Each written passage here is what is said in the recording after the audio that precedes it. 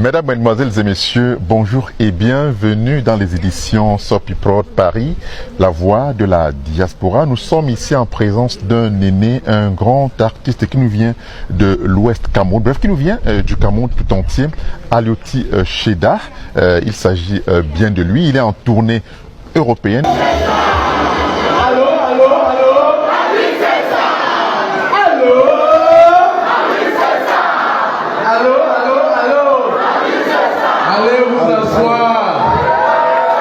Applaudissez pour vous-même. Et lors de son passage parisien, nous avons tenu à ce qu'il nous dise comment il a trouvé son séjour, comment ça s'est passé. Et d'ailleurs, qu'est-ce qu'il pense, quel est son regard sur cette famille Bamoun de France qui tout récemment a accueilli le nouveau sultan roi des Babounes. Alors, bonjour grand frère. Bonjour Hilaire, bonjour à tous les téléspectateurs. Alors, dites-nous, vous êtes là depuis combien de temps? Et je pense qu'il vous reste encore beaucoup de temps à faire. Je suis là exactement depuis le 7 octobre. Parce que le 7 octobre, c'était le lancement de ma tournée qui est une tournée Schengen.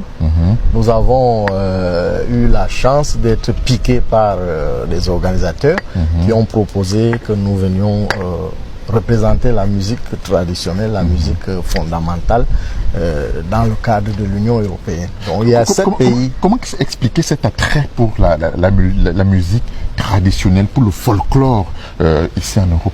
Comment on explique cela?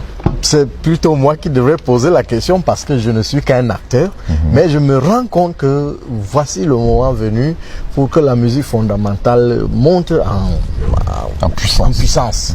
Donc il était donc question de venir installer cette puissance-là, c'est-à-dire que célébrer peut-être un rituel, quoi. Donc j'ai eu la chance d'être l'un des aînés pour le moment dans ce domaine-là.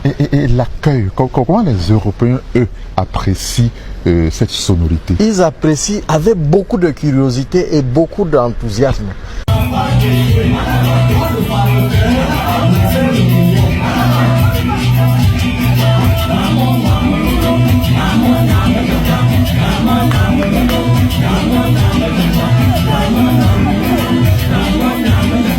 Je me souviens quand j'étais sur le podium à Étampes, tous les Blancs, enfin tous les Européens, Ils étaient debout. Ils étaient debout et ils étaient même sur le podium. Pourtant, parfois, ce n'est pas autorisé de monter sur le podium. Mais chacun voulait danser parce que la danse des hanches, la danse des reins et tout, c'était très bien.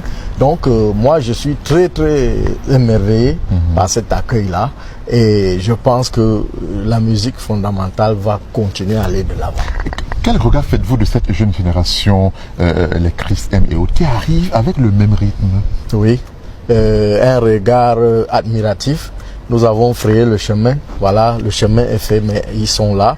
Vous avez vu Fadi le sorcier, Chris M et les autres, ils sont en train de glaner déjà les trophées et de monter en puissance. Donc, c'est un regard admiratif et un regard d'appréciation.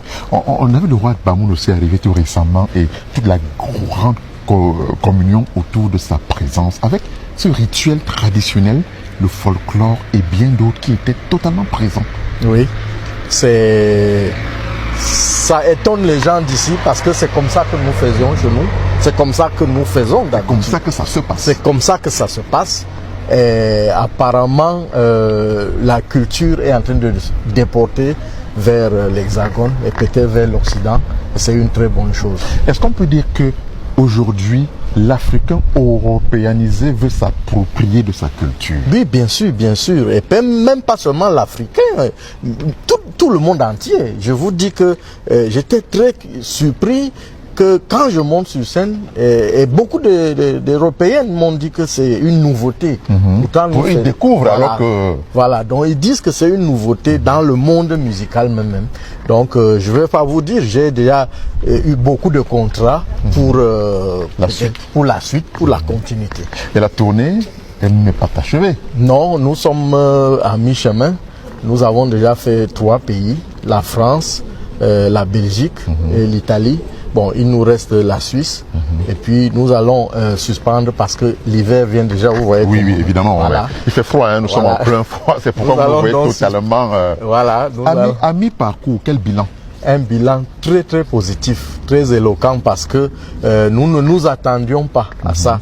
De toutes les manières, c'est une grande première, une tournée européenne pour quelqu'un qui fait exclusivement une musique restreinte. C'est une grande première et puis quand on m'a proposé ce contrat, j'étais, en tout cas, je disais en tout cas laissons voir.